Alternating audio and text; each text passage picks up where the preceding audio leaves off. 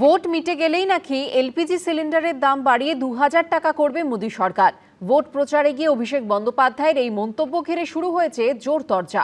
এদিকে মমতা বন্দ্যোপাধ্যায় স্পষ্ট বলে দিলেন, হলদিয়ায় উৎপাদন হওয়া গ্যাস সিলিন্ডার যেন বাইরে না যায়। পাল্টা নিশানা করেছে বিজেপিও। 29 তারিখ নির্বাচন, 30 তারিখ রান্নার গ্যাসের দাম 2000 টাকা হবে। তৃণমূল কংগ্রেস চাইছে যে একটা গুজব ছড়িয়ে মানুষের মধ্যে আতঙ্ক তৈরি করা। পেট্রোল ও ডিজেলের উপর লিটার প্রতি 10 টাকা করে অন্তঃশুল্ক কমানোর সিদ্ধান্ত নিয়েছে নরেন্দ্র মোদী সরকার। এর ফলে আপাতত পেট্রোল ডিজেলের দাম বাড়ছে না, দাম কমছেও না। অর্থাৎ যে দামে সাধারণ মানুষকে পেট্রোল ডিজেল কিনতে হয় সেই দামেই কিনতে হবে। ইতিমধ্যেই অবশ্য রান্নার গ্যাসের সিলিন্ডারের দাম বাড়ানো হয়েছে, বাণিজ্যিক সিলিন্ডারের দামও বেড়েছে।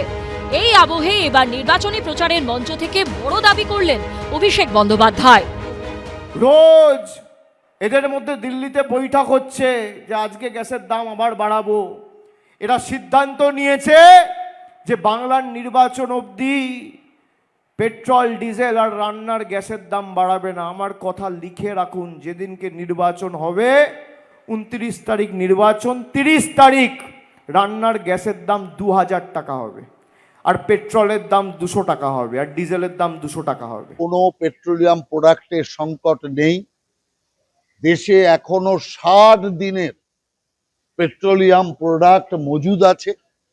কিন্তু তৃণমূল কংগ্রেস চাইছে যে একটা গুজব ছড়িয়ে মানুষের মধ্যে আতঙ্ক তৈরি করা, কিন্তু সেই আতঙ্ক ওরা ব্যর্থ হবে।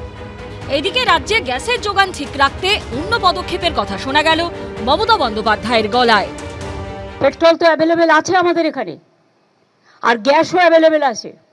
আমি চাই না আমাদের এখানে হলদিয়াতে যে গ্যাস প্রোডাকশন হয় সব পুলিশ অফিসারদের চেঞ্জ করে দিয়ে, ডিএমদের চেঞ্জ করে দিয়ে বাংলায় যে গ্যাস প্রোডাকশন হয় সেই সিলিন্ডার যেন বাইরে না যায়।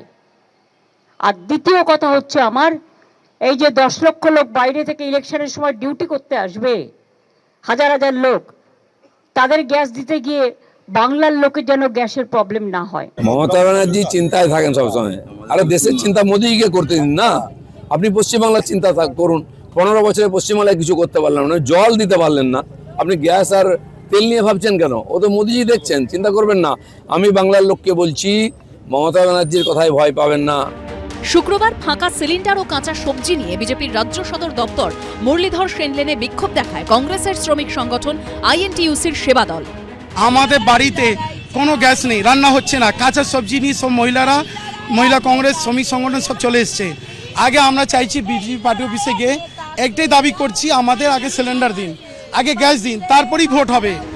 এলপিজি সিলিন্ডারের ছবি দেওয়া টি শার্ট পরে শুক্রবার সংসদে ঢোকেন তৃণমূল সাংসদ ডেরেক ওব্রায়েন। জানান মৌন প্রতিবাদ। বিশ্বজিৎ দাস, ব্রতদীপ ভট্টাচার্য ও অমিতাভ রথের রিপোর্ট, এবিপি আনন্দ। এবিপি আনন্দ, এগিয়ে থাকে, এগিয়ে রাখে।